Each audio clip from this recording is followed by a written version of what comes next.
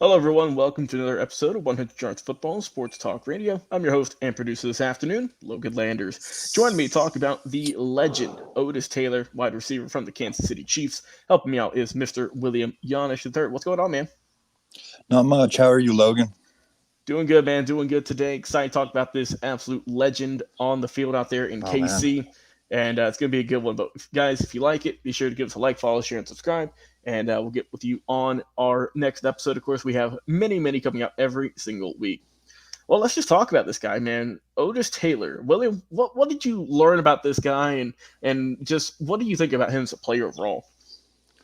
Man, I learned a ton. I've put on this project. And I mean, just getting it done and research and everything, and finding out all this stuff about this football player, and just the legend that he truly is you know something amazing. One of the first players from Prairie View A&M. I mean, he played in the first Super Bowl. He played in the fourth Super Bowl. The fourth Super Bowl. That Kansas City Chiefs finally won. And this back in the day. Otis Taylor had a career year that year. Um, you know, Making it into well, all the way from when he was drafted in the '65 AFL draft, all the way, until Super Bowl win in 1969. I mean, this guy, did some things. He was all AFL, which is pretty much all pro. This is right when the merger was going on. And 6'3", 215 pounds. Running a 4.40 back in his day was absolutely insane. And I mean, he had an excellent career, man. I mean, Yeah, no doubt. I mean, when you look at Otis Taylor, and we've talked about him multiple times here on the channel, and Vincent is a very passionate person when it comes to Otis Taylor because of how well he's done in his career and the lack of recognition that he receives. And I say that that's because incredible, man. while yes, he is finally in the Kansas City Chiefs Hall of Fame, right, deservedly so. How is he not in the National Football League Hall of Fame? When you look at his career between the AFL and the NFL combined, over 400 receptions, over 7,000 yards, and 57 touchdowns. I don't know about you, man. Those are pretty good numbers. It's the numbers. It's the adversity he went through. I mean, obviously, I mean, this guy was a fighter from way back. I mean, he was done that over his career. On a couple different things, and it just shows the heart and everything that he possessed. In that time, coming from Prairie View and into the NFL and dodging the NFL scouts, so he could get drafted into the AFL instead, which he was selected by the Philadelphia Eagles like later on. But like I said, he ended up going where he wanted to and playing in Kansas City. And I mean, the heart, and I mean, and just to top it off, with his performance in the Super Bowl with Lynn Dawson, he had like 6 catches and 81 yards for a touchdown. He had a 46-yard score at the end. Lynn Dawson, tossing it to the right sideline, watching him spun out, and leaving the defender just absolutely in the dust, man. And on his way to the end zone, getting by one more defender. And I mean, it was just, I mean, I watched that play a couple times. I mean, when I was researching this stuff, I mean, it was, that whole team was incredible.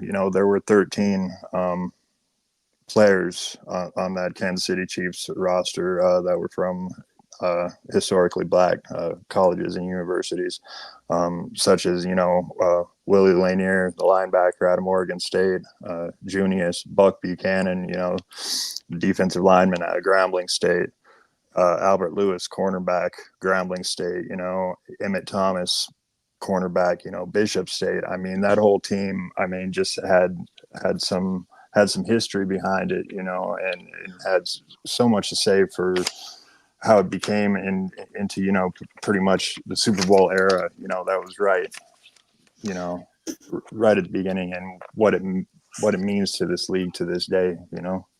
Yeah, no doubt. And obviously, Otis Taylor lived a tremendous life, had an amazing career in the AFL and the NFL, and just an absolute monster on the field at that wide receiving position, as we've mentioned, man. I mean, he was just a great player, and I feel like he never gets the amount of respect that when you talk about some of the greatest receivers of all time, you'd never hear his name brought up, and it's an absolute crying shame.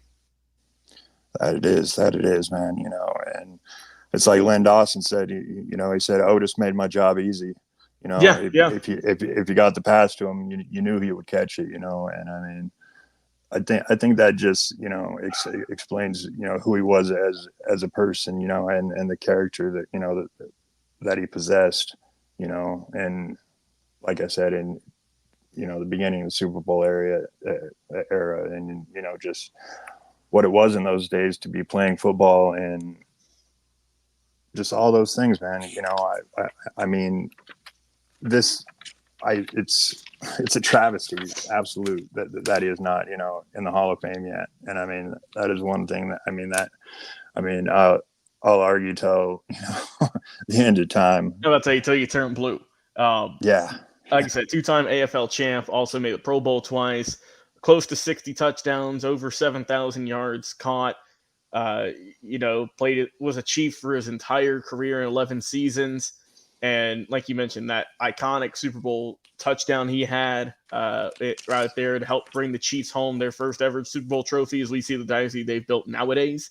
And also, let's not forget, too, after his career was done, he helped out KC being a scout for them also. So, I mean, someone who's just really ingrained in Kansas City Chiefs lore is Otis Taylor. And I'm glad that the team decided to do well by putting him in their Hall of Fame.